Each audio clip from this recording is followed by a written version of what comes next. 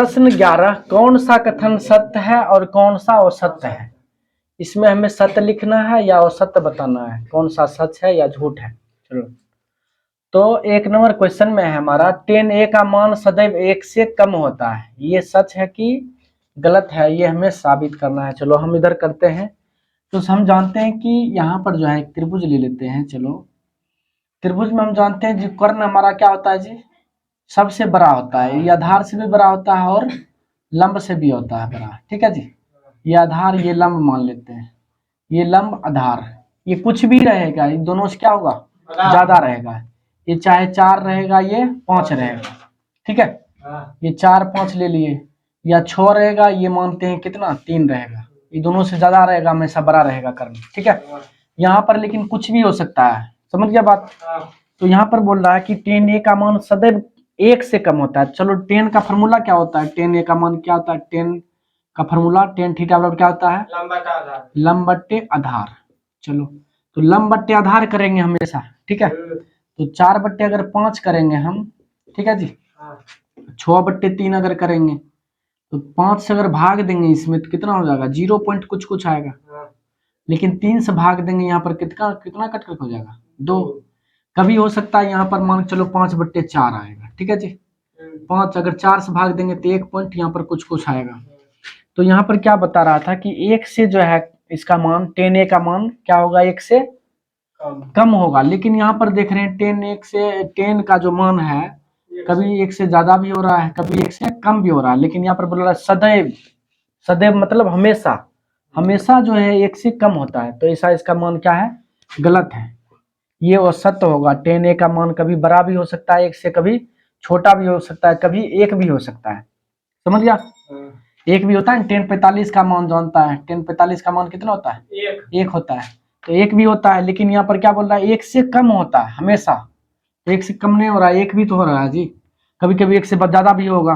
क्यों ज्यादा होगा, अभी कारण बताए थे कि अगर लंब कहीं बड़ा होगा, आधार कहीं छोटा होगा, ठीक है। लंब बड़ा छोटा हो सकता है, लेकिन कर्ण ये दोनों से बड़े रहेगा। कर्ण का तो बात चर्चा नहीं हो रहा है, सिर्फ लंब आधार का हो रहा है। तो लंब हमेशा बड़ा, अगर मानते हैं लंब की बड़ा होगा, आधार छोटा होगा, तो भाग देंगे तो 1 से ज्यादा आएगा, समझ गया। लंब जब हमेशा छोटा रहता, आधार बड़ा रहता, तब भाग देते, तब 0 पॉइंट कुछ कुछ आता, तब 1 से छोटा रहता। लेकिन लंब आधार छोटा बड़ा हो सकता है, समझ गया। कर्ण की तरह नहीं है कि इसमें छोटा बड़ा नहीं हो सकता है कि ये सबसे बड़ा है तो इसी तरह ये बड़ा होगा, छोटा बड़ा हो सकता है। तो अगर आधार लंब जो है ऊपर में ज्यादा बड़ा होगा, 12 है मान चलो, ठीक है, लंब 12 है, आधार कितना है 5 है, कर्ण 13 मान लेते हैं, दोनों से बड़े ना है जी। अगर 5 से भाग देंगे इसमें तो 5 दूनी 10, 2 बार में लगा, 2 बच गया। पॉइंट डाल करके हम 0 उतारेंगे, 5 चौके 20, 2 पॉइंट कितना आया 4, तो ज्यादा ना हो गया। तो इस तरह से हमें पता चल गया कि 10a का मान जो है कभी भी 1 से कम नहीं हो सकता, हमेशा 1 से कम भी हो सकता है, 1 से ज्यादा भी हो सकता है, 1 भी हो सकता है। तो इसलिए ये क्या हो जाएगा हमारा औसत। चलो समझ में आया अच्छा से। अब चलो यहाँ पर सेम उसी तरह का क्वेश्चन है कि कोण a के किसी भी मान के लिए सेक a का मान जो है 12/5 हो सकता है, समझ गया। तो 12/5 देखो हम होगा कि नहीं ये चेक करते हैं। चलो, तो सेक बराबर फार्मूला क्या होता है पहले ये बताओ। सेक बराबर फार्मूला क्या होता है, कर्ण बट्टे आधार। ऊपर में बड़ा है और नीचे में क्या है जी, छोटा है। तो यहाँ पर त्रिभुज में हम जानते हैं कि कर्ण का मान जो है हमेशा क्या होता है, बड़े न होता है। तो वही तो दिया हुआ है, ठीक है। कर्ण का मान बड़ा है, आधार का मान छोटा है। अगर ऊपर में 5 रहता, नीचे में 12 रहता, तब ये हमारा मान नहीं हो सकता था, समझ गया। क्योंकि कर्ण जो है हमेशा बड़ा रहता है यहाँ पर, लेकिन 5 है, और आधार छोटा रहता है जो कि बड़ा 12 है, तो इसलिए गलत होता है। लेकिन यहाँ पर जो दिया हुआ 12/5, ये बड़ा है ये छोटा है, तो हम जानते हैं कर्ण जो है क्या होता है, बड़े होता है आधार से, 5 से बड़े ना ये। तो हम ये क्या बोलेंगे, सत्य है। चलो, cos a कोण a के कोसेक एंट के लिए एक प्रयुक्त संक्षिप्त रूप है।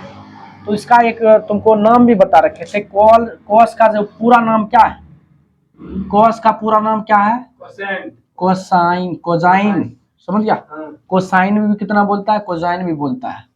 तो चलो यहाँ पर cos का पूरा नाम क्या होगा, कोसाइन लेकिन यहाँ पर बोल रहा है कि इसका नाम जो है पूरा ये है, मतलब इसका शॉर्ट नेम कोस है, तो ये क्या है, गलत है। ये किसका नाम, इसका शॉर्ट नाम क्या है, कोसेक होगा। कोसेकेंट लिखा हुआ है तो इसका शॉर्ट नाम क्या होगा, कोसेक होगा, समझ गया। लेकिन बोल रहा है इसका शॉर्ट नाम कोस है, तो ये भी क्या है, औसत है, समझा।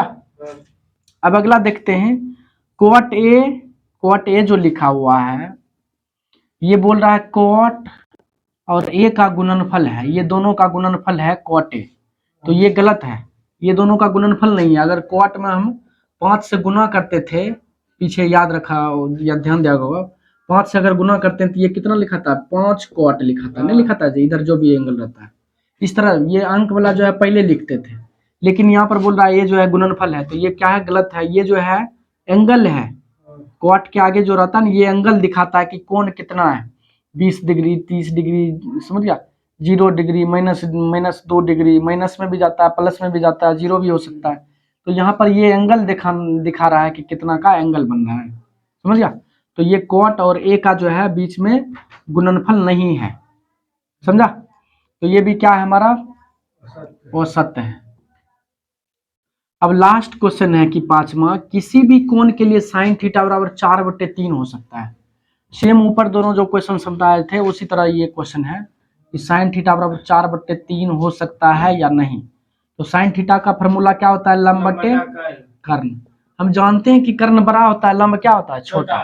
लेकिन कर्ण यहाँ पर क्या है, छोटा और लंबे बड़ा है, तो इसका मतलब ये क्या है, गलत है। तो ये भी क्या हो जाएगा हमारा, औसत हो जाएगा।